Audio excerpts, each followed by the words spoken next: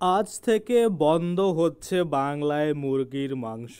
কেন বন্ধ হচ্ছে, কী কারণে এই পোলট্রি মুরগি কিন্তু সরবরাহ বন্ধ করে দিতে যাচ্ছে, সমস্ত কিছুই আজকে আমরা এই ভিডিওর মাধ্যমে দেখে নেব।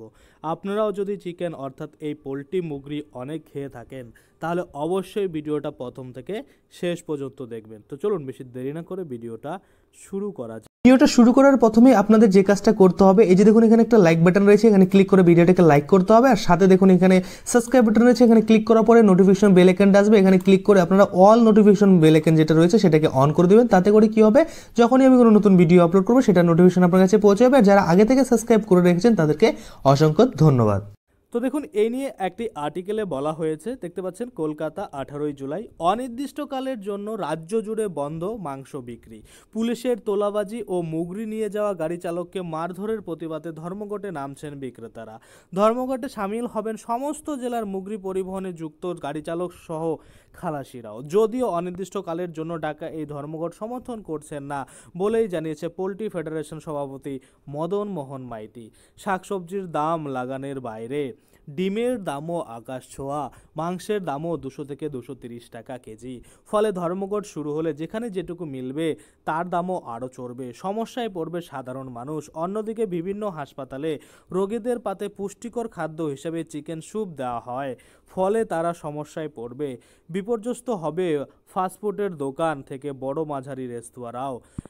মাংস বন্ধ হলে বাজারে বাড়তে পারে মাছের দামও, ফলে আমজনতার যন্ত্রণা যে বাড়বে তা বলাই বাহুল্য। একাংশ অবশ্য বলছে চলতি সপ্তাহে মঙ্গলবার থেকে শ্রাবণ মাস শুরু হচ্ছে, এ সময় অনেকেই নিরামিষ খান, ফলে বাজারে মাছ মাংসের চাহিদা খানিক কম থাকে। ফলে যতটা নেতিবাচক প্রভাব পড়বে বলে আশঙ্কা ততটা কিন্তু পড়তে পারে। তারপরে যদি আমরা দেখি যে কেন ধর্মঘট মুগরির বিক্রেতা করতে চাচ্ছে, দেখুন ঘটনার সূত্রপাত গত বৃহস্পতিবার পশ্চিম মেদিনীপুরের বেলদা থানা এলাকায়। অভিযোগ, মুগরি বোঝাই গাড়ি আটকায় পুলিশ। গাড়ির সমস্ত বৈধ কাগজ থাকা সত্ত্বেও চালকের থেকে মোটা অঙ্কের টাকা দাবি করেন পুলিশ কর্মীরা। টাকা না থাকায় টর্চের পিছনের অংশ দিয়ে চালকের মাথায় আঘাত করা হয়।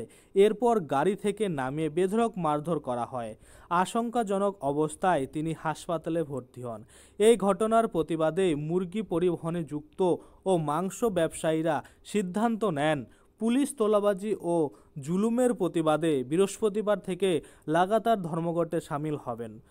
North and south Kolkata poultry traders অ্যাসোসিয়েশনের পক্ষে অমল ঘোষ বলেন, আমরা আগামীকাল থেকে লাগাতার ধর্মঘটে যাচ্ছি। এটা আমাদের সংগঠনের সিদ্ধান্ত। যেভাবে মুগরি পরিবহনে যুক্ত গাড়ি চালক পুলিশের তোলাবাজি ও আক্রমণের শিকার তার নিন্দা করি। সেই ঘটনার প্রতিবাদেই এই ধর্মঘট। সরকারের পদপক্ষে বুঝে ফের আলোচনা করে দোকান খোলা হবে, সেটাই কিন্তু বলা হচ্ছে। তবে ওয়েস্ট বেঙ্গল পোলট্রি ফেডারেশনের কর্মকর্তা মদন মোহন মাইতি বলেন, এই ধর্মঘট সমর্থন করছি না। যে ঘটনা ঘটেছে তার আমাদের কাছে অভিযোগ রয়েছে, সেটা আমরা রাজ্যের প্রশাসনকে জানাই।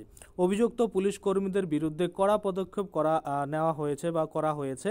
তেমন হলে বিক্ষোভ দেখানো যেতে পারে, কিন্তু ধর্মঘট কোনো পথ নয়, এটাই কিন্তু বলা হচ্ছে। অর্থাৎ আপনারা বুঝতেই পারছেন, এই যে রাস্তায় পোলট্রি যখন নিয়ে আসা হয় গাড়ি ভর্তি করে, পুলিশরা কিন্তু আটকে গাড়ির সব কাগজপত্র ঠিক থাকার কারণেও কিন্তু এই যে টাকা আদায় করে, যার জন্য কিন্তু পোলট্রির যে বিক্রেতা রয়েছে এবং যারা পরিবহন করে, যারা মনে করুন গাড়ি দিয়ে এদিক ওদিক পোলট্রি পৌঁছানোর কাজ করে, তারা কিন্তু এই ধর্মঘট ডেকেছে। এবং অনির্দিষ্টকালের জন্য কিন্তু এই যে পরিবহন রয়েছে অর্থাৎ পোলট্রি এক জায়গা থেকে আরেক জায়গায় নিয়ে যাওয়ার কাজ কিন্তু বন্ধ থাকবে। ফলে কিন্তু সাধারণ মানুষের অসুবিধা হবে, পোলট্রির যোগান কমে যাবে এবং পোলট্রি যেটা এখন 200 থেকে 250 টাকা কিলোতে পাওয়া যাচ্ছে সেটা কিন্তু 300, 350, 400 টাকা অবধি পৌঁছে যেতে পারে। তো আশা করি আপনারা বুঝতে পারছেন। আজকের জন্য ভিডিওটা এখানেই শেষ করব। যদি ভিডিওটা ভালো লাগে অবশ্যই একটা লাইক করে দেবেন। যদি আমার চ্যানেলে প্রথমবার ভিজিট করে থাকেন, নিচে একটা রেড কালার সাবস্ক্রাইব বাটন দেখবেন, ওখানে ক্লিক করে সাবস্ক্রাইব করতে পারেন। আর সাথে যে বেল আইকনটা রয়েছে ওখানে ক্লিক করে বেল আইকনটাকে এনেবল করে দিবেন।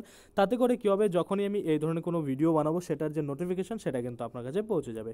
ধন্যবাদ।